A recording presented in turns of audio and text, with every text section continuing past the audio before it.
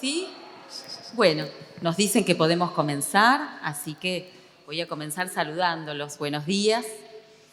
Saben ustedes que este año, desde el Departamento de Lengua y Literatura, hemos organizado un ciclo de conferencias convocando especialistas que nos ayudaran a iluminar 3 textos muy complejos de la literatura nacional del siglo XIX. 3 textos muy complejos que han sido fundantes de la literatura que luego se produjo en nuestro país, pero también 3 textos que han colaborado en la posibilidad de delinear la cartografía política de un país que se estaba gestando. En el mes de abril contamos con la presencia de Hernán Paz, quien estuvo hablando del Matadero, de Esteban Echeverría. En junio contamos con la visita en este hermoso espacio de Martín Coban, que presentó algunos problemas vinculados con el Martín Fierro, de José Hernández. Y en esta ocasión estamos muy felices de contar con la presencia en nuestro querido liceo con la profesora, doctora Cristina Featherston. Y queremos decir que estamos muy contentos porque sentimos que Cristina está nuevamente en casa. Cristina, ustedes no lo saben, ha sido profesora, ha sido jefa de departamento y desde los diferentes lugares que ella fue atravesando como profesora, como jefa, como colega, como compañera, como autora de programas, como formadora de docentes, ha asumido cada uno de estos roles con su compromiso habitual, con su inteligencia, con su agudeza. Y esto para nosotros es muy significativo porque ha dejado huella en el Departamento de Lengua y Literatura. La identidad que tiene nuestro departamento le debe mucho a la presencia de Cristina Featherston. Saben ustedes que cuando pensamos en el modo en que vamos a cerrar este ciclo, bueno, enseguida pensamos en Cristina, por múltiples razones, pero yo solo voy a mencionar 2. En primer lugar, porque Cristina es especialista en la obra de Sarmiento, y no solo en su obra, también es especialista en Sarmiento. Sarmiento es su obra, pero también él fue una persona de una complejidad enorme. Yo no voy a decir nada teniendo a Cristina acá presente, pero además, y esta es la segunda razón, y no es menor, sino que es clave, y es que Cristina sabe qué decir y sabe cómo decirlo. Hablar para estudiantes del pregrado universitario, para alumnos de 6º año que están despidiéndose de la escuela y que están empezando a pensar en su futuro, en su formación académica, en la articulación con el grado. Bueno, no es poca cosa, hay una sabiduría también en el modo en que Cristina elige qué decir y cómo hablarles. Esto para nosotros ha sido muy importante. Así que yo ahora me voy a llamar a silencio, le voy a ceder la palabra a la profesora Elisa Tranquilini y luego sí vamos a escuchar a nuestra experta. Muchas gracias. Bueno, buenos días. A la profesora Cristina Featherston no les gustan las grandes presentaciones. Créanme cuando les digo que pende sobre mi cabeza la espada de Damocles, así que 1 minuto para decir que es profesora y doctora en letras por la Universidad Nacional de La Plata. Es también profesora de la Cátedra de Literatura Inglesa, pero sería imposible enumerar las producciones, compilaciones, traducciones, pero sí quiero destacar con esto el trabajo invaluable que intelectuales como la profesora Featherston han dejado en la manera de pensar la literatura y sobre todo la literatura argentina. Para quienes la hemos tenido, y hemos tenido el honor de tenerla como profesora, como formadora y como maestra, sobre todo es una persona sabia. Así que no me voy a dilatar, sí les pido que abran sus oídos, su mente y su corazón para escucharla. ¿Listo? Bienvenida. Muchas gracias. Muchas gracias. Bueno, ahora yo me voy a presentar de 2 maneras. Inicié mi tarea docente en este colegio, como practicante. Y en segundo lugar, para que ya me odien desde el comienzo, soy responsable de que Sarmiento esté siempre en los programas. Entonces, de algún modo me tengo que hacer cargo de la convivencia con Sarmiento. A mí siempre me gusta retomar el camino recorrido y voy a partir del camino recorrido en este curso. Ustedes empezaron este curso con una mirada sobre el Matadero. Y voy a retomarlo para marcar en qué medida el Facundo se aparta de algunas cuestiones que ustedes vieron. Es indudable que El Matadero es un texto fundacional de la literatura argentina del siglo XIX. Pero cuando El Matadero, cuando Rosas está en el poder, El Matadero no existe, porque El Matadero es publicado a posteriori en 1871. Por lo tanto, no es un texto que haya incidido concretamente en el momento, es decir, en el contexto de producción. Se discute mucho, y ustedes lo vieron en el curso, se discute mucho si cuándo lo publicó, cuándo lo redactó Echeverría, pero de hecho el texto se discute si es un apunte o no, y uno diría, y bueno, si Echeverría escribe estos apuntes, mejor que no escribiera más que apuntes, porque es magnífico. Evidentemente, visto desde nosotros, es un texto que capta, ¿se escucha bien desde allá? Es un texto que capta la violencia de una época, con todas las violencias preparatorias de la muerte del niño, la muerte del toro, el degüello de las reses, hasta llegar a la muerte del joven.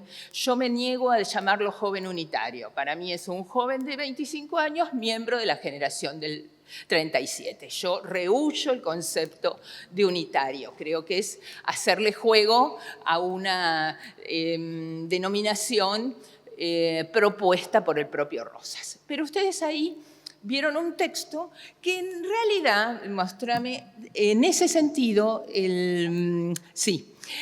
El Facundo, ahí tengo un primer apartamiento, porque el Facundo, si yo tengo la ojeada retrospectiva del movimiento intelectual, este es un texto de Echeverría del 47, habla del Facundo y dice, son en concepto nuestro lo más completo y original que haya salido de la pluma de los jóvenes proscriptos argentinos. Es decir, ya en el 47 Facundo está presente. En la siguiente, un autor, tendríamos mucho que discutir de este autor, y van a ver, pero no lo vamos a dejar. Habla, el libro del Loco Sarmiento, esto lo dice Saldías, lo pone en boca del propio Rosas. Quiere decir, tenemos a un Rosas que habría leído, según la anécdota, el Facundo de Sarmiento. Por lo tanto, ahí tengo una posición diferente en cuanto a un Rosas que no habría podido leer El Matadero porque no estaba editado. ¿Se entiende? No sé si soy clara. Bueno, Saldías, después es muy interesante el caso de Saldías, pero dice, el libro del Loco Sarmiento es de lo mejor que se ha escrito contra mí. Así es como se ataca, señor. Así es como se ataca. Ya verá usted que nadie me defiende tan bien. O sea, de algún modo, en eso nos apartamos.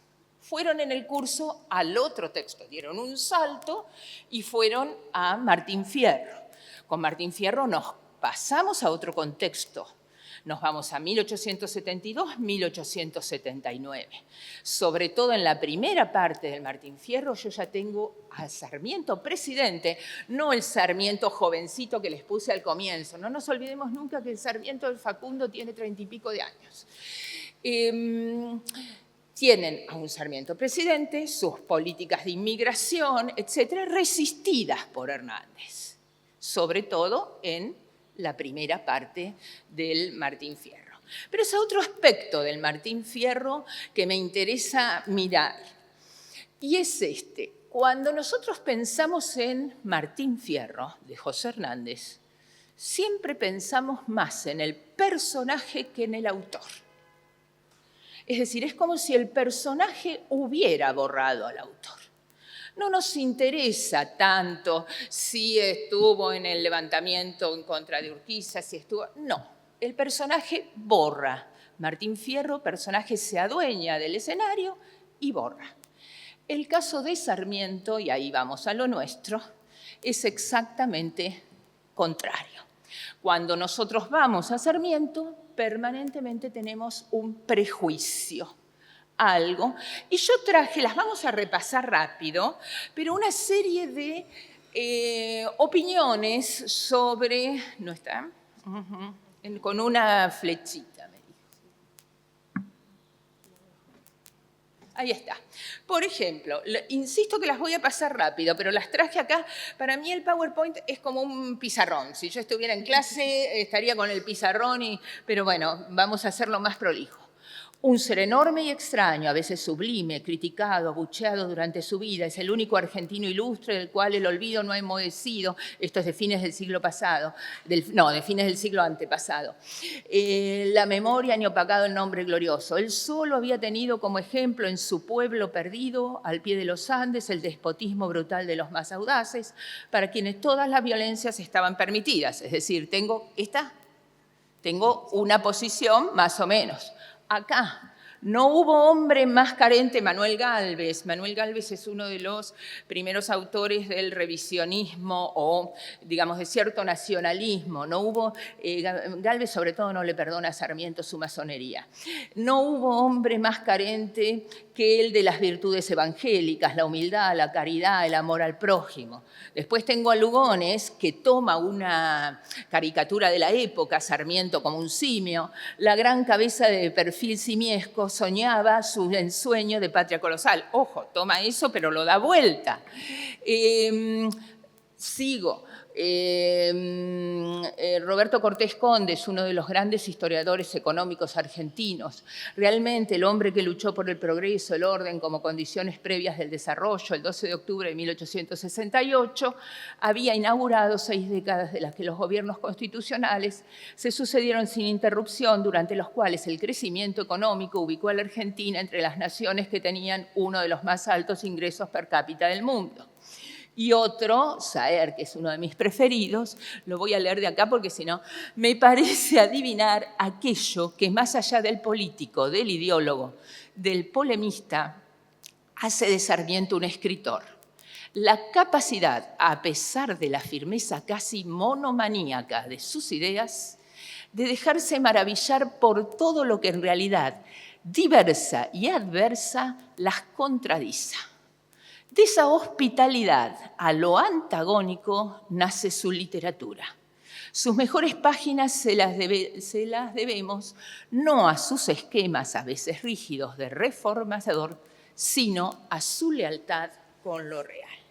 Y concluyo esta revisión así muy rápida para ver 2 cosas.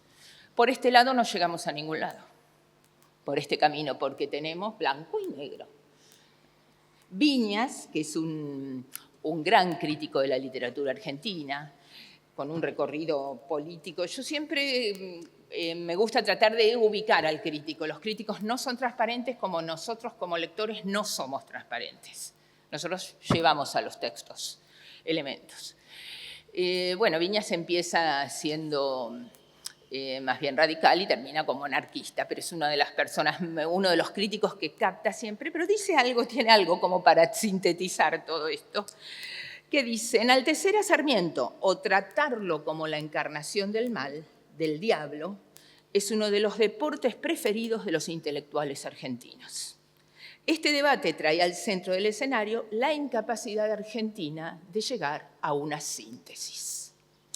Es decir, quiere decir, dado que por este camino no puedo ir, como lector tengo que ir por otro camino. Y como lector de los colegios de la universidad tengo que ir por el camino crítico.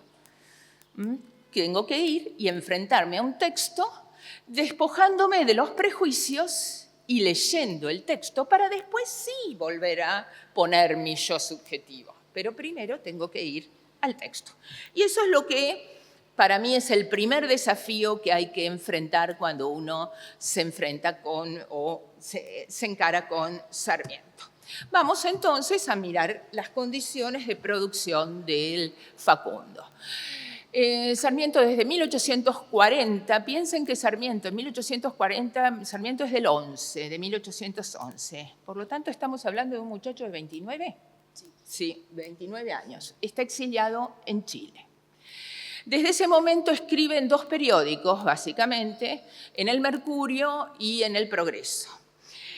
Y en ya 5 años de exilio, en abril de 1845, Sarmiento se entera que Rosas ha enviado a una comisión diplomática encabezada por Baldomero García a acallar. Él entiende que acallarlo a él. La cuestión es que Sarmiento no pierde tiempo. Hay 2 cosas que le molestan sobremanera. Una con la que voy a retomar al final. Le molesta que la comisión diplomática viene con la cinta colorada y con la leyenda "Mueran los salvajes unitarios". Eso, si lo quieren leer de primera mano, se van a la biblioteca de acá, que tienen todas las obras completas de Sarmiento, están tomo 4 y tomo 5 de las obras completas de Sarmiento. Lo cuenta 2 veces.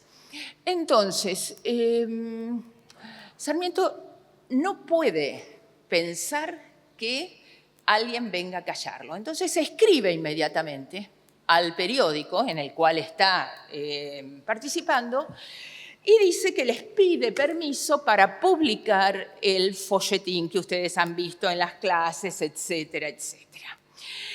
Él habla acá de necesidad, dice: la urgencia es tal que necesito sacrificar toda pretensión literaria para atajar un mal que puede ser trascendental entre nosotros.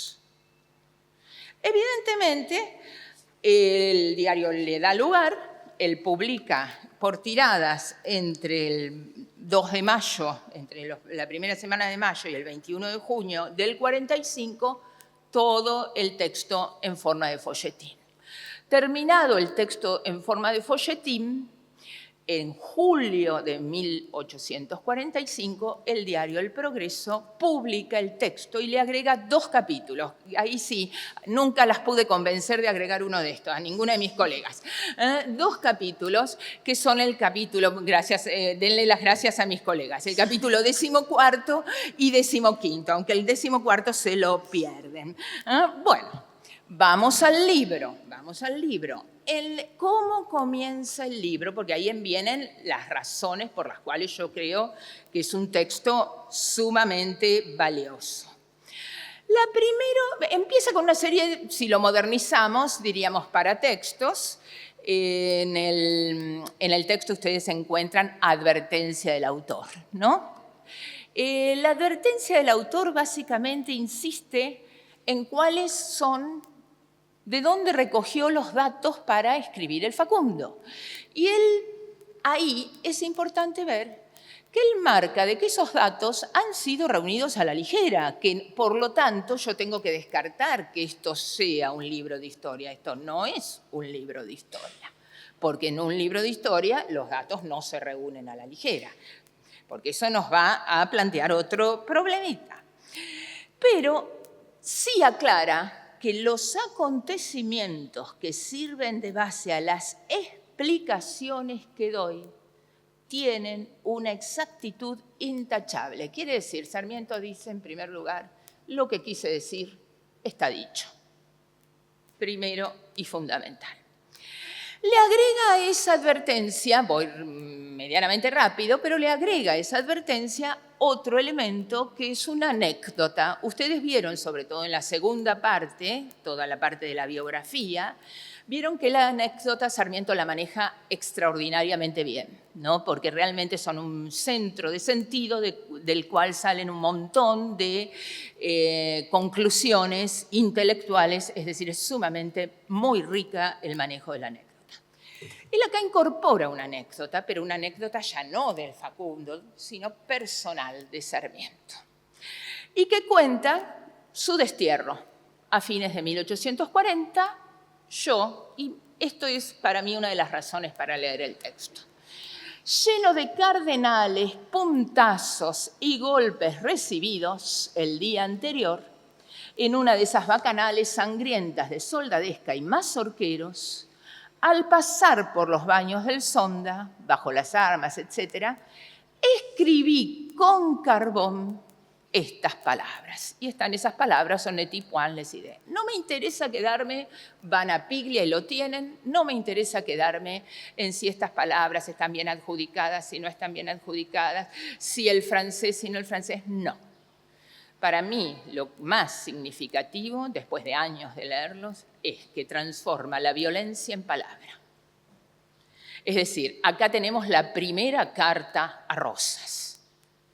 Recibí puntazos, te envío palabras. Es decir, no me parece un giro poco interesante. De algún modo, entonces, bueno, con esa advertencia me voy. Esa advertencia, bueno, voy porque estoy con el tiempo. Con esa advertencia me voy a lo que, como dice Gamerro, si bien ha sido citado miles de veces, hablar de Sarmiento. Y no, necesito la sombra terrible. Al comienzo de la introducción. Sombra terrible de Facundo, voy a evocarte, para que sacudiendo el ensangrentado polvo que cubre tus cenizas, aparte es magnífico como escribe, te levantes a explicarnos la vida secreta y las convulsiones internas que desgarran las entrañas de un noble pueblo. Tú posees el secreto, revélanoslo. Comienzo del Facundo. Primero me quedo en un aspecto más, les diría, de ubicar esto. Sarmiento en los años entre el 40 y el 45 ha sido crítico teatral, porque yo acá no puedo dejar de ver, por mi amor por la literatura inglesa, acá hay un Facundo hamletiano. Está hablando con un fantasma que nos tiene que venir a explicar algo.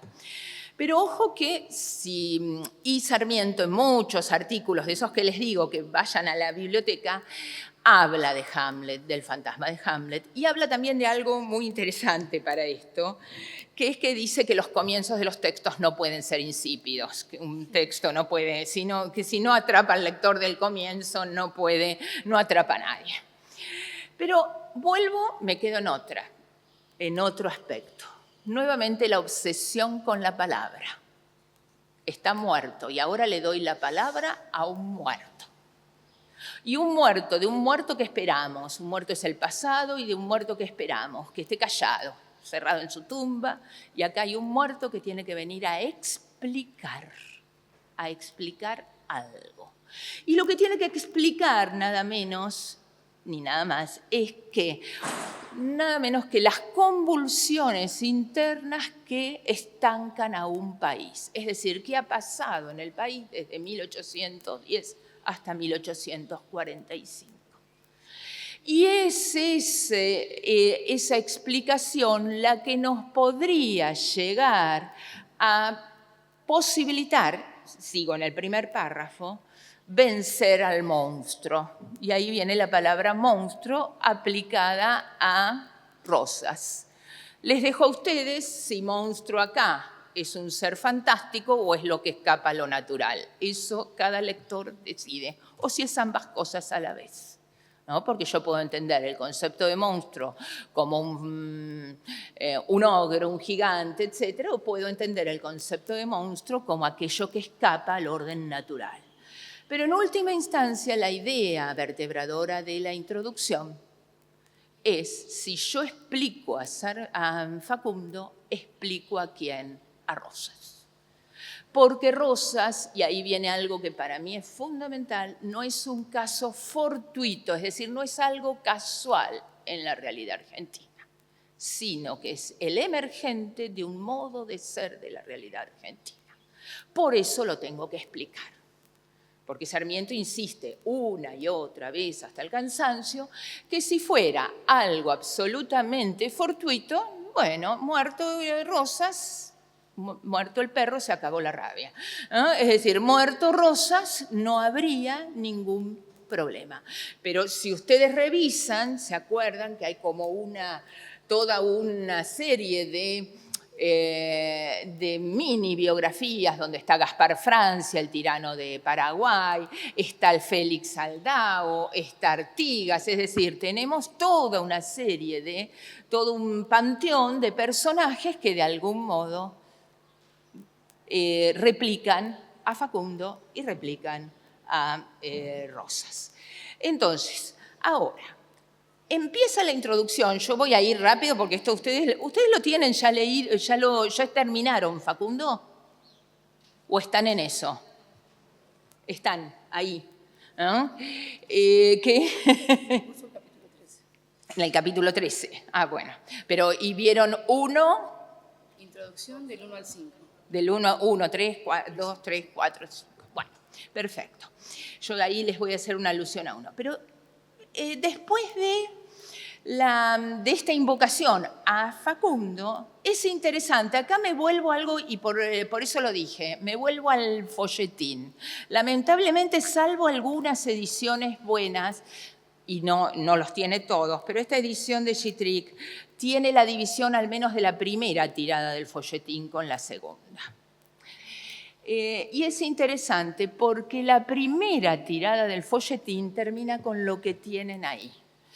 He aquí que desciendes a justificarte. Ahora no le está hablando a Facundo. ¿Saben a quién le está hablando? A Rosas. Primera carta, carbón, te escribo, las ideas no se matan. Segunda carta, voy a explicarte, segunda carta metafórica, ¿no? He aquí que desciendes a justificarte, que vas por todos los pueblos europeos y americanos mendigando una pluma venal. ¿Para qué, pues, tantos millares de víctimas sacrificadas por el puñal? ¿Para qué tantas batallas si al cabo habías de concluir por la pacífica discusión de la prensa? Es decir, nuevamente la palabra, vení, discutamos, argumentemos. Vos ahora estás queriendo argumentar, pero en realidad, de algún modo, no se ha argumentado acá. Es decir, Sarmiento está terminando la primera tirada del folletín planteando concretamente que tenemos que ir a una discusión de ideas en última instancia, a una discusión de otro tipo, ¿no? A algo que no sea la mera violencia que inunda con su terror las calles de Buenos Aires y todos los pueblos que de algún modo responden al poder de Rosas. Esa me parece que es, me parece que es una de las razones fundamentales. La segunda tirada del folletín hace algo, yo voy mirando los tiempos, ¿cómo me dijiste? ¿Hasta 11? ¿Menos? Sí. Hasta las 11. La segunda tirada del folletín es interesante, lo paso muy por arriba, pero es interesante tenerlo en cuenta, sobre todo por algunos de esta gente que realmente lo detesta, Sarmiento. Ver que Sarmiento cada tanto recupera lo nacional, lo argentino, lo americano. Acá, por ejemplo, dice, y bueno, para explicar la realidad americana vamos a tener que ser un americano, porque un europeo no entiende nada.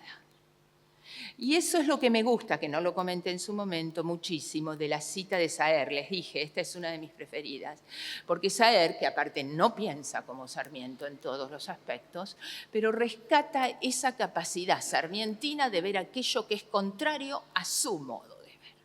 No porque lo acepte demasiado, tampoco vamos a idealizar, no porque lo acepte demasiado, pero sí porque es capaz de ver aquello que lo contradice, aquello con lo cual él no está de acuerdo. Bueno, dejamos los paratextos y nos vamos a... No podemos dejar de ver la dicotomía básica, ¿no? Es decir, no podemos dejar de ver después de esta invocación a Facundo. Yo acá quisiera hacer algo. Yo creo que acá también hay que escindir a Sarmiento autor de Sarmiento reformista. Sarmiento autor, yo creo que siente una fascinación por Facundo. Sarmiento reformista, y bueno, no. Evidentemente, Facundo representa aquello de lo que él, de algún modo, intenta separarse. Bueno, en el capítulo primero uno esperaría después de esto, de algún modo llegar al Facundo, a lo que le da... Estoy hablando como nosotros, como lectores, como si no supiéramos cuando vamos transitando el texto. Uno diría, bueno, Bueno, háblanos de Facundo. No, él mismo lo dice al final. Primero va a hablar del medio y después va a hablar de Facundo. Acá la cuestión es mirar concretamente cómo él enfoca este medio, es decir, acuérdense aquella famosa frase, el mal que aqueja a la Argentina es la extensión, pero la división que él establece entre civilización y barbarie. Yo la voy a retomar, creo que la traje muy...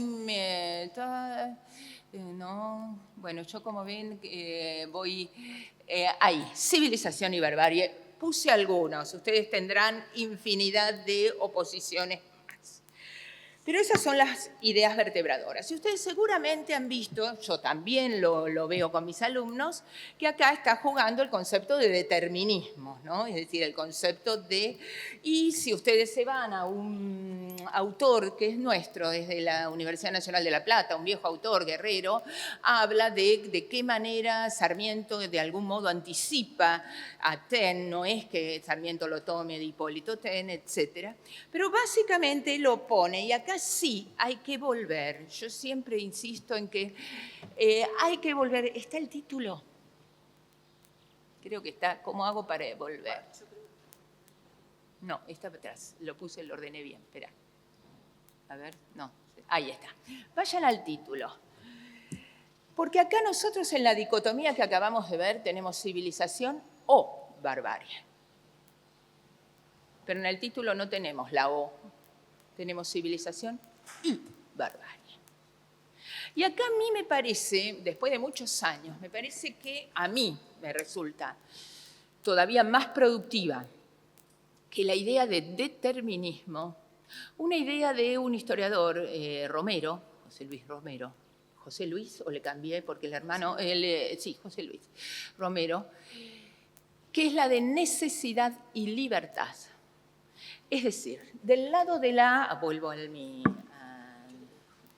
la dicotomía, del lado de la, en última instancia, del lado de la barbarie, yo tengo lo aportado, lo dado, campo, América, interior, bueno, con Córdoba tiene una relación atraso y movilidad, iletrado, desarrollo de habilidad, familia reconcentrada, despotismo, podríamos seguir, ¿no? Podríamos seguir. Es lo dado, lo que es necesario, pero necesario en el sentido de ineludible. Este es el pasado. Y frente a ese pasado, Sarmiento propone la libertad de poder de algún modo construir otra cosa con eso. Por eso me resulta muy interesante esta combinación de elementos, es decir, por un lado, la necesidad, la combinación de elementos telúricos, los elementos históricos que le son dados al hombre, frente a la posibilidad de sobreponerse a esa determinación, a la acción creadora de la historia humana frente a eso, que para él sería la civilización. Y viene ahí otra idea, ya no de Romero, que también me ayuda a pensarlo últimamente, que es la idea de Max Weber, donde él habla de las continuidades en la historia. Y en estas continuidades en la historia, él dice que, bueno, que la continuidad en la historia es lo que perdura, ¿no? Pero que hay unas continuidades donde es bueno que las tradiciones perduren, pero hay continuidades resistentes que son impermeables a los cambios. Y quizá es eso lo que Sarmiento esté planteando en Civilización y Barbarie. Yo tengo barbarie, yo tengo esto. Es lo dado, es el pasado, es Facundo que se repite igual o peor en Rosas. Es lo dado. Y quizá lo que Sarmiento esté proponiendo, frente a eso dado, frente a esa necesidad, propongamos la libertad humana de cambiar esa necesidad. Es decir, esa es una manera que yo los últimos años estoy tomando de leer Civilización y Barbarie, porque yo insisto mucho, eso sí, con mis alumnos, cuidado que la O no está en Civilización o Barbarie. Es verdad que en el capítulo 1 parece Civilización o Barbarie, pero en el título están, y en muchos, me paso, por eso les preguntaba, fíjense, capítulo 2, cuando él tiene que decidir o plantear qué le puede aportar la literatura argentina a la literatura universal, dice, si algo original, palabras más, palabras menos, si algo original le puede aportar la literatura argentina al panorama de la literatura universal, es la lucha continua que hay entre civilización y barbarie, pero como lucha, como diálogo, como tensión, no anulación. Esa lucha permanente que hay. Y en un capítulo que no vemos, que a mí me encanta, pero ese nunca lo di, ese nunca lo di, tanto no agregué. Hay un capítulo de la biografía, que es el capítulo 9, que toma, el capítulo 9, se los ubico un poquitito nada más, mínimamente, toma en la historia de Quiroga. ¿Se acuerdan que el 13, ustedes me dijeron que están en el 13º? En el 13º nosotros ya tenemos la muerte de Quiroga y después, bueno, y en el 14º, que es el que nadie da, Rosas. En el 13º yo tengo el periodo entre los dos gobiernos de Rosas. ¿Se acuerdan que tengo lo que llamamos el interregno?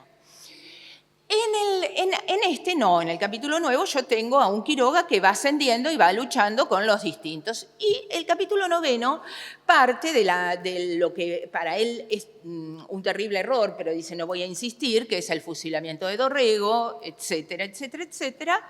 Estoy en 1828. Pero después se va al interior y ubica básicamente a Quiroga y lo enfrenta a Quiroga con Paz. General Paz es un general que representa la civilización, que aparte es manco y aparte no puede manejar muy bien la espada, ni mucho menos, pero que representa la estrategia, etcétera, etcétera, etcétera.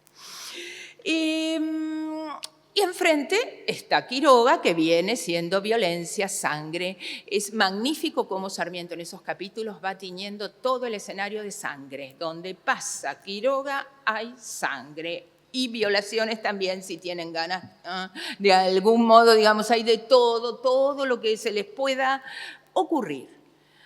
Pero insiste ahí que entre Quiroga y Paz, prácticamente irreconciliables, Paz tiene a un tal Barcala, que es un negro, esclavo, liberto, y dice, traía consigo un intérprete para entenderse con las masas cordobesas de la ciudad. Barcala, el coronel negro que tan gloriosamente, es decir, ve que necesita una síntesis y la encuentra ¿en quién? En Barcala. Y logra, y con eso Paz logra de algún modo hacer entender el cambio cívico que él propone en toda Córdoba. O sea, civilización y barbarie. Primer tema. Segundo, me paso, porque ya veo la hora, me paso a otra cuestión, que es algo que yo tomé problemáticas que a mí me apelan cada vez más. Esta es la del caudillismo. Concretamente, ¿por qué el caudillo? Porque de algún modo la sociedad argentina genera estas figuras mesiánicas, si se quiere, que en un momento Sarmiento va a decir la libertad le debe poco a los mesías, ¿no? En algún momento del texto. Y para mirarle la figura del caudillo tenemos que irnos al capítulo 3. Voy tratando de recapitular lo que ustedes tienen leído. Capítulo 3. El capítulo 3, ustedes tienen, ¿se acuerdan que el título es Asociación Pulpería? Y tienen dos cosas interesantísimas ahí. Uno, la mirada de la figura del gaucho. La figura del gaucho con dos prolongaciones de su cuerpo, el caballo y el cuchillo. Es decir, no hay gaucho sin cuchillo. ¿Leyeron El Sur? Algunos cursos Bueno. yo todavía no. Bueno, cuando lean Borges lo van a ver. Borges es un muy buen lector de de Facundo. Es un muy buen lector en general. Pero entonces, esa prolongación. Y este gaucho, con esa prolongación, como nos dijo en el capítulo primero, que no tiene nada de lo que ocuparse, porque de la subsistencia se ocupa básicamente la mujer, ¿no? De la huerta, de la cría del ganado para la manutención, se ocupa la mujer, entonces sale, y sale a la pulpería, se va a la pulpería. Interesantísimas las palabras que usa Sarmiento para definir la pulpería. Sociedad desasociada, club sin objeto ni propósito, sociedad ficticia, es decir, hay toda una que circulina. Porque ¿qué obtengo ahí? Fama. Y la fama es el elemento vertebrador de las futuras autoridades. Porque ahí viene un problema, y para mí una de las preguntas acuciantes de Sarmiento, que es ¿cómo hago para gobernar el campo cuando el campo desprecia la ley, desprecia la república, desprecia lo que representa un ilustrado? ¿Y qué es lo que aprecia? La violencia. Por lo tanto, tengo que echar mano de personas violentas, porque al otro no lo van a respetar. Esto ustedes lo vieron en El Matadero, más allá, digamos, lo vieron clarísimo. El Matadero, muchacho, no tiene palabras para dirigirse a esa sociedad. Entonces de ahí, dice Sarmiento, surge en última instancia, primero hace como una jerarquía muy interesante en el final del capítulo, en la segunda parte del capítulo tercero, hace una jerarquía. Yo tengo juez de campaña, comandante de campaña, caudillo. No todos llegan, pero hay como una pirámide ascensional donde voy a llegar al caudillo.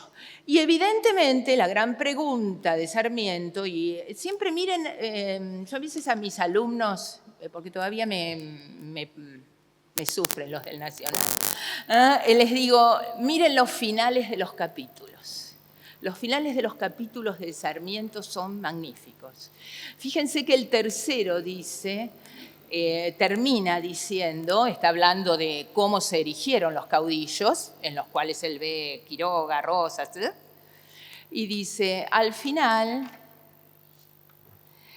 desenvolviéndose los acontecimientos, veremos las montoneras provinciales con sus caudillos a la cabeza en Facundo Quiroga, últimamente triunfante, el gobierno central, unitario, despótico, del estanciero don Juan Manuel de Rosas, que clava en la culta Buenos Aires el cuchillo del gaucho y destruye la obra de los siglos, la civilización, las leyes y la libertad. Es decir, para él el cuchillo del gaucho o este caudillo que cimenta su poder sobre la violencia, de algún modo es esto. Y termino con el último, Me voy a ir a mi capítulo, al 14º. Voy a saltear la biografía magnífica de...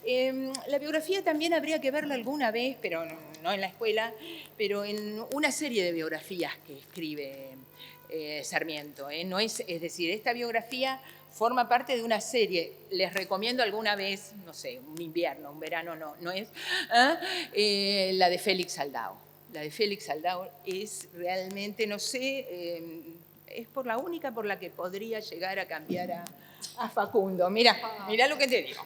Me encanta. Tiene un momento de decisión donde tiene que ver si sigue con los hábitos o se va para la violencia, que es magnífica. Bueno, pero me voy al capítulo 14. Ya Rosas está en el poder. Y entonces Sarmiento hace lo que dijo que no iba a hacer. ¿Se acuerdan que en la introducción dijo, no me voy a ocupar de Rosas, desengáñense? Bueno, nunca le crean. De algún modo el 14º está en el segundo gobierno de Rosas. A mí no tengo tiempo, veo esto, pero a mí me interesan dos aspectos. Rosas asume con la suma del poder público, ya no con las facultades extraordinarias, con la suma del poder público. Sarmiento se pregunta, ¿qué entenderá Rosas por suma del poder público, que es apropiarse de las opiniones, apropiarse de la prensa. Y dice, sí, evidentemente es, de algún modo, apropiarse a través del discurso de una visión de la realidad. Ya no van a ser unitarios, sino van a ser salvajes unitarios. Van a ser unitarios, yo por eso me opongo al joven de 25 a llamarlo unitario, me opongo. Van a ser, todo el que se oponga a él no va a ser antirrosista, sino va a ser unitario. Ser unitario en el siglo XIX, en este momento, en 1830 y pico, era muy mal visto, mala palabra, después del intento de Rivadavia. Por lo tanto, él analiza muy bien en ese capítulo cómo un poder autoritario se va adueñando de la palabra, de aquello que él tenía, digamos, de lo que él quiere rebatirle. Se va adueñando del discurso. Y después, y con esto en serio, no, dos cosas me faltan. Y después hace una alegoría, y tomo la de la alegoría porque ustedes vieron, seguramente cuando vieron El Matadero, vieron que yo puedo leer en clave alegórica El Matadero. En el capítulo 14, Sarmiento lee en clave alegórica el segundo gobierno de Rosas. Y dice, ¿dónde aprendió este buen hombre el modo de gobernar? En la estancia, dice. Porque él ya no es un gobernador, es un estanciero. ¿Y qué hace un estanciero? Yerra, ¿qué es la yerra? Es marcar el ganado. Bueno, marca a los ciudadanos, ¿con qué? Con la cinta colorada, con el discurso, con esto. ¿Qué hace un estanciero? Doma caballos. ¿Qué hace Rosas con los ciudadanos? Los doma. Les va quitando las mañas a través de prisiones inmotivadas, sin darles razón de por qué. Entonces dice, en última instancia, ya no es, como fue para Echeverría, el país matadero, sino el país estancia, donde en última instancia lo que tenemos que anular es la libertad del otro de oponerse. Con esto terminaría, pero quiero ir empezamos diciendo, por el lado de los prejuicios, no podemos llegar. Tenemos que ir a la lectura. Y para que vean que no es una cuestión nuestra nada más, esa dificultad, les cuento un poquito para cerrar, ya terminé con... ustedes saben que hace unos años Noé Gittrick publicó todo lo que es ahora la última historia general de la literatura argentina, que es la historia crítica de la literatura argentina. Todos los tomos, Gittrick los concluye con un epílogo breve. Gittrick es el director. Pero el tomo de Sarmiento le dedica un tomo a Sarmiento. Esto me quiere decir algo. ¿No? Me quiere decir algo y él lo justifica. Considero que Sarmiento, de algún modo, dentro del devenir de la historia literaria argentina, merita un tomo entero. Pero les cuento dos cosas. Primero, este tomo tuvo un conflicto bárbaro. Primero lo tenía que dirigir Piglia, y no sabemos por qué, pero Piglia no lo dirigió. Lo dirigió otra persona, pero sabemos que hubo un conflicto. El conflicto quedó entre ellos. Pero al finalizar, dice, nunca hace esto Gittrick. Yo, para que vean que estamos en un autor que da trabajo, que no es solo ustedes. Él dice que, no lo voy a leer para terminar a tiempo, pero él dice que en realidad no ignora que con este tomo seguramente quedaron heridos y quedó gente conforme y disconforme, de acuerdo con su posición ideológica. Pero que de algún modo estudiar la historia de la literatura argentina es imposible estudiarla sin la presencia de quién, de Sarmiento. Listo. 11 en punto. Impecable. El tiempo justo para invitar a los chicos. Sí, me encantaría que... Vamos a acercarles el micrófono porque es muy importante que quede registrado también lo que ustedes quieren preguntarle a la profesora. ¿Se entendió, che? Así que en esta palabra de ustedes. ¿Tenemos preguntas? necesidad y libertad. No. Sí, por muchas cosas. Sí. Bueno, acá teníamos una pregunta que, bueno, al final del capítulo 4, Sarmiento, hablando de las provincias, dice que 2 siglos no bastarán, para... Sí. Bueno, sí. Era una de mis citas. Sí, porque, bueno, la barbarie alcanzó esa generación. Y la pregunta vendría a ser si se podría decir que lo que dice Sarmiento se ve en la actualidad o si esto que dice Sarmiento realmente se cumplió. ¿Querés que te diga la verdad? ¿Lo que Sí. pienso? Sí, sí, sí. Yo cuento los años y digo, no llego. No llego a ver. Porque en 1845, 2045, falta mucho. Te voy a confesar algo, porque es una pregunta muy interesante. Era una cita que yo tenía, pero digamos, y volvemos a, ves que son los finales de los capítulos. Los finales de los capítulos en Sarmiento son magníficos. Y él dice, algo así, a ver, corregime, pero dado que la generación actual educa a sus hijos en la barbarie, 2 siglos no bastarán para volver a... Porque ahí hay 2 cosas, o varias, pero señalo 2. Una, Sarmiento se está preguntando, ¿cómo llegamos de 1810 a esto? ¿No? Es decir, ¿cómo llegamos de las ideas de la Ilustración, de la razón, de la libertad, etcétera, a que no hay abogado, no hay médico, no hay, se acuerdan las preguntas de eso porque evidentemente lo tienen muy bien leído? Eso por un lado. Y segundo, la idea que él tiene de que evidentemente hay un regodeo en esa barbarie. Digamos que no lo vemos como, esto que yo digo, necesidad de salir. Si a mí me preguntas, yo eso lo veo, con angustia lo veo. Lo veo con angustia. Siempre tuve un sueño, que son de los que uno no cumple.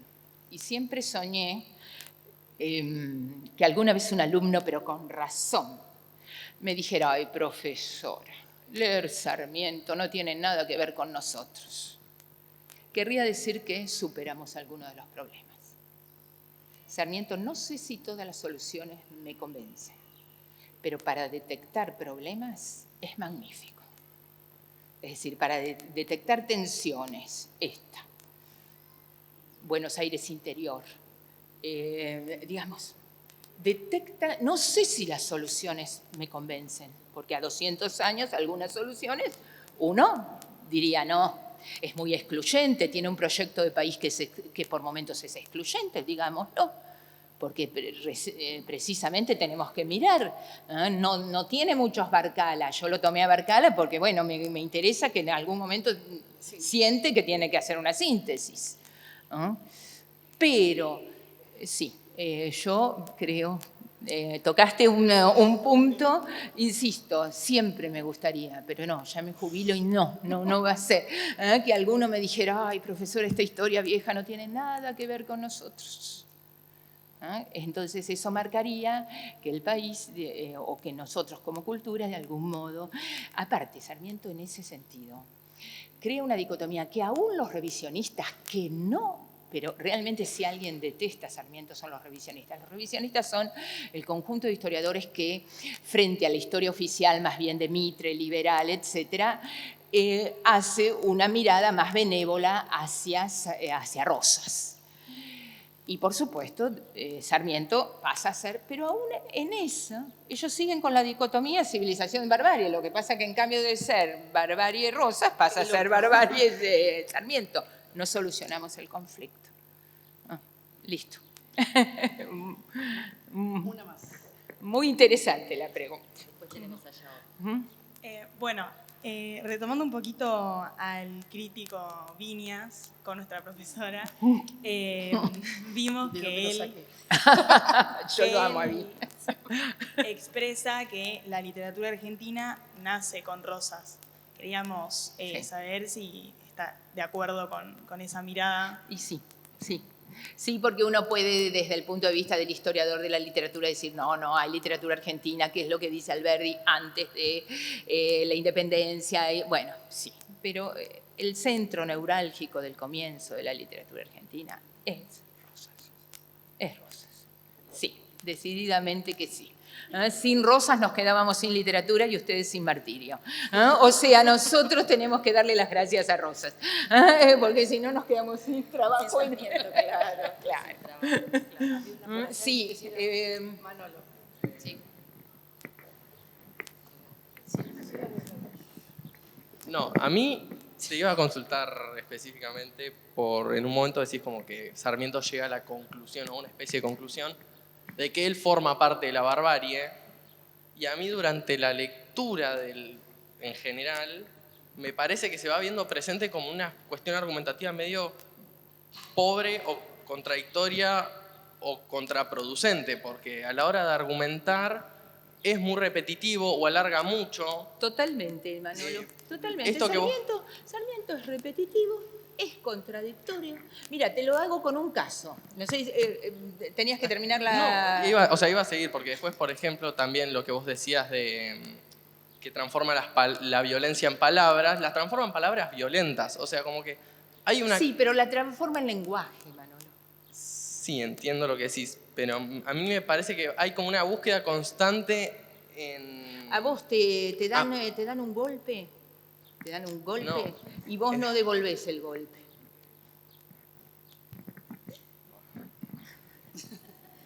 Devolvés palabra. Son miradas, pero devolvés Sí, palabra. no sé, yo no lo Escribís en carbón, mirá, yo te lo digo, incluso que a mí, yo diría, ay, no hubieras escrito, no hubieras hecho un graffiti, pero bueno, dejo de lado mi postura, pero escribís. Sombra terrible de Facundo, voy a evocarte, te doy la palabra. Venía a discutir, te doy la palabra.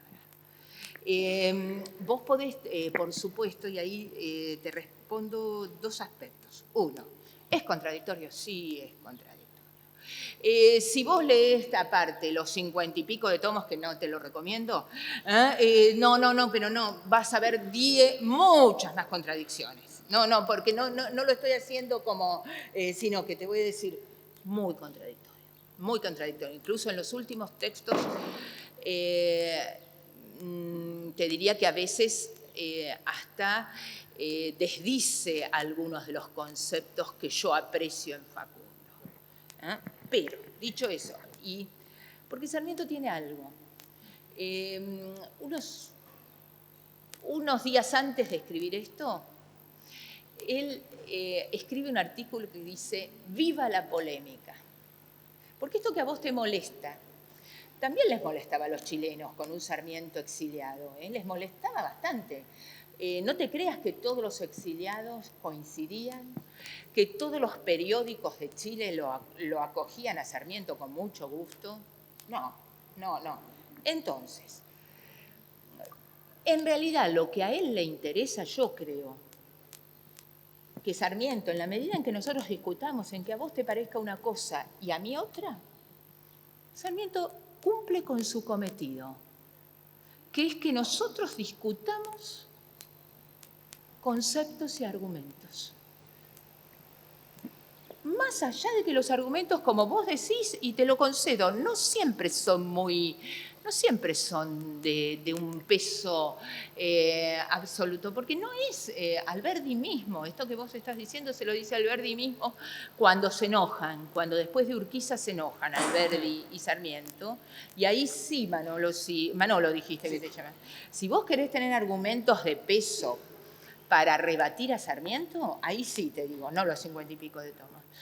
Léete Alberdi, el Alberdi de la polémica con Sarmiento y destruye argumentos uno por uno, va destruyendo, va diciéndole esto no. Igual no iba como puntualmente a eso con lo de los argumentos, iba como más puntualmente a, como que hay toda una construcción que parece que hay una búsqueda constante de aprobación en el texto, o a mí me da esa sensación, que pareciera como que al final el mensaje que quiere dar no lo piensa tampoco tan así, como que no hay una seguridad total en el mensaje, no sé si se entiende. Como repetir constantemente un argumento sin darle muchas vueltas, esto de las contradicciones. Porque es que ahí volvés a que tenés que mirar el contexto de producción. Contexto de producción es un contexto Y andate al final de la primera parte de la introducción para mirar esto que vos decís. Cuando él tiene ese párrafo excelente que dice no se renuncia, no se renuncia, no se renuncia, no se renuncia. Porque en realidad él está tratando de convencer, y lo que vos estás preguntando también lleva a otra cuestión. ¿Qué género es este texto? Que yo, digamos, ¿qué género es? Porque algunos dicen es una novela. No, no es una novela. Es una biografía, una parte es una biografía. ¿Qué es esto? ¿Es un libro de historia? No, no es un libro de historia. Evidentemente es el cajón, yo digo el cuarto de los cachivaches del ensayo, donde ponemos lo que no sabemos, donde ponerlo, y que combina distintos géneros. Entonces, no le pidas a un texto que tiene cierta inmediatez, porque tiene cierta inmediatez. Me vienen a callar, reacciono con un texto. ¿Me explico o no? Y él siempre prometió algo que a vos te hubiera gustado, quizá, no por la crítica. Dice, bueno, en algún momento me voy a sentar y lo voy a emprolijar. Y cuando en 1881 se lo quieren, yo le había puesto la cita, pero la saqué, cuando en 1881 lo quieren traducir al italiano, y le dicen, ¿no quiere hacer alguna un poco? Él dice, no lo toquen, no lo toquen. Y se compara con David y Goliat. Es mi piedra. Goliat es el gigante, Rosas en ese momento. Y yo soy David. Yo insisto en eso. Es un muchacho de 30 y pico. No lo miremos al Sarmiento que nosotros conocemos ya construido. Es un muchacho de 30 y pico. Pero sí, vos tenés razón en algunas de las objeciones de Sarmiento. A Sarmiento, más que de Sarmiento. A Sarmiento. Y yo te digo, en la tumba se debe regocijar cuando alguien le critica algo. Contrariamente a pensarlo como menoscabo, porque quiere decir, seguimos ocupándonos de él. No sé si seguimos diciendo, bueno, esto no me sirve. Lo que pasa que nos cuesta mucho, y vuelvo a la respuesta a él, nos cuesta mucho pensar la Argentina, es decir, nos marcó, es lo que dice Gittier al final de esto. Es como si nos hubiera marcado, y la discusión va por los cauces que él creó. Que quizá es un cauce imaginado, posiblemente, pero no pudimos encontrar o no tenemos otra. Que es un poco lo que la profesora dijo tanto en el comienzo de hoy como en el del curso, que yo lo vi, que es el hecho de que si esto nos sigue interpelando, no nos sigue interpelando, ¿no? Es decir, aunque sea para no darle la razón. Por eso fue mi intención de poner que hay mucha gente que piensa como vos. Hay muchos que piensan. Digamos, por ese lado, bueno, vamos al texto. ¿Está? ¿Listo? ¿Alguna otra pregunta?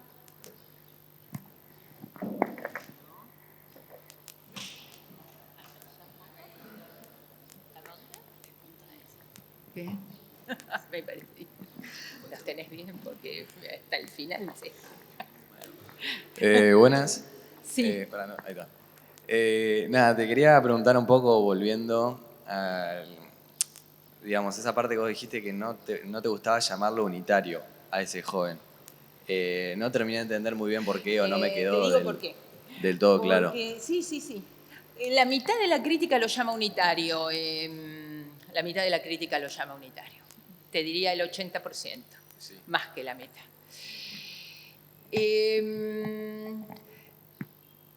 Si te lo contesto con Sarmiento, te lo contesto con el capítulo, otro que no leen, otro que no convenzo a mis compañeras, es el comienzo del 15.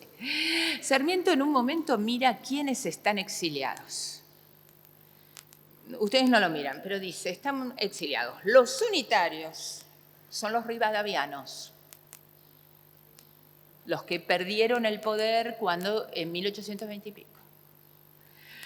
Los federales lomos negros, federales de la ciudad, los fautores de Rosas, que después vieron lo que habían hecho y se fueron, están todos exiliados, comienzo. Y nosotros, los de la generación del 37. Porque él anterior capítulo se ha dedicado muchísimo a ver qué es un dominio de Rosas sobre el discurso, llamar unitario a todo aquel que se me opone. Y entonces lo desautorizo. Bueno, este es unitario. Yo me niego a llamarlo, los carniceros lo llaman unitario. ¿Por qué? Porque es un cajetilla unitario, dicen los carniceros en el matadero, ¿sí o no? A este le toca la refalosa. Pero ¿por qué llamar unitario a todo al que se opone a Rosas? No necesariamente es unitario. ¿Está entendido? Entonces nada más es una cuestión que yo, para no darle el gusto al discurso oficial rosista de ese momento, que es llamar unitario a todo aquel, porque hay federales exiliados. Hay federales exiliados. Alberdi no va a ser representante después del unitarismo y está exiliado. ¿Me explico o no? Por eso me opongo. Insisto, el 80% de la crítica argentina lo llama unitario. Yo a mis alumnos, si me ponen unitario, sin comillas, que quiere decir lo estamos usando como lo usa el texto, les hago un círculo. Y les explico esto, que es un joven. Yo lo pienso más como joven de la generación del 37, que precisamente tratan de ir a una síntesis entre unitarismo y federalismo. ¿Se entiende? ¿Fui clara ahora? Es una cuestión nada más de terminología. ¿Listos? Mira, sí. Cerrar invitando a Constanza.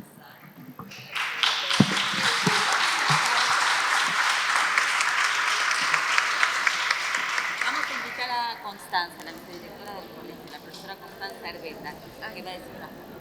Ay, Constanza, esta no me la habían dicho. Constanza, ahora yo fue alumna mía. Gracias, Cristina. Buenos días a todos. Acércate, Constanza. Muchas gracias, Cristina. Me siento muy emocionada. Quiero compartirlo. Había escrito algo que ahora voy a leer, pero compartir de esta clase me trasladó a otros tiempos, me trasladó a mi aula de quinto año, allá por el año 1985, en el liceo, cuando funcionábamos todavía detrás del rectorado, y todos los lunes a las 7:30, siempre puntual, iniciábamos las clases con la profesora Featherstone. Clases que nosotras, éramos todas mujeres, disfrutábamos muchísimo, y especialmente en mi caso, las clases de literatura argentina, tan atravesadas por nuestra historia, digo que han marcado tanto nuestra historia, estos libros de los que estamos conversando, en un momento en que uno está forjando su futuro, ¿no? Me conocen muchos, soy su profesora de historia. Bueno, y en este caso entonces, yo había preparado unas palabras. Este encuentro, esta cita tan esperada, que me trasladó a otros tiempos, que tienen que ver con la propia biografía, con cómo se va gestando la historia también de un colegio, la historia de una comunidad educativa de la cual Cristina Featherstone es parte inescindible. Esa cita entonces, para cerrar el ciclo de conferencias sobre literatura argentina del siglo XIX con la profesora Featherstone, también es la oportunidad para reconocer su extensa trayectoria profesional y para agradecerte, Cristina, tantos años de entrega apasionada, de trabajo comprometido aquí en el liceo, como profesora, como jefa del Departamento de Lengua y Literatura. A la profesora Featherstone la hemos conocido como colega y seguramente como profesora de muchos de quienes estamos hoy aquí presentes. Íntegra en sus convicciones, una intelectual comprometida con su tiempo, lo ven, lo han podido escuchar hoy, y en su quehacer, capaz de promover en cada una de sus memorables clases una apertura incesante al análisis, a la reflexión, al pensamiento. Rigurosidad y pasión circularon siempre por esas clases. Y allí estábamos, en estado de alerta, con ojos y con oídos bien abiertos, mientras recibíamos, claro, inolvidables obras de literatura, autores, épocas. Obviamente, recuerdo a Sarmiento, a Echeverría, pero también a Cambaceres. Sí. Nosotros leíamos el capítulo 14 y 15. A Maupassant, a Ibsen, a Ionesco, por supuesto Borges, a Abelardo Arias, entre otros. Una propuesta abierta a la lectura, al asombro, al descubrimiento. Algunas veces su exigencia podía inquietarnos un poco, pero su llegada al aula, siempre entusiasta y dispuesta, nos invitaba a acompañarla, a estar ahí, a emprender los más diversos recorridos buceando en los textos y a develar, ¿por qué no?, su trama más secreta. Conmueve decir que con Cristina leímos varias generaciones. La mía, la de uno de mis hijos, la de tantos. Cierto. Por eso nuestra emoción. Entonces, y desde el afecto más profundo, querría compartir contigo, Cristina, con la profesora Featherstone, con todos los presentes, a modo de regalo, nuestro regalo, palabras de María Negroni. El silencio es la defensa del texto, su salvaguarda, su manera de acallar por un instante la obviedad del mundo, de hallar una moneda de inquietud donde resuene, como un saber del alma, eso que somos, en todo su esplendor y su misterio. Querida Cristina, nuevamente muchas gracias. Ay, gracias a vos. Sos y serás siempre parte del liceo. Te abrazamos fuerte.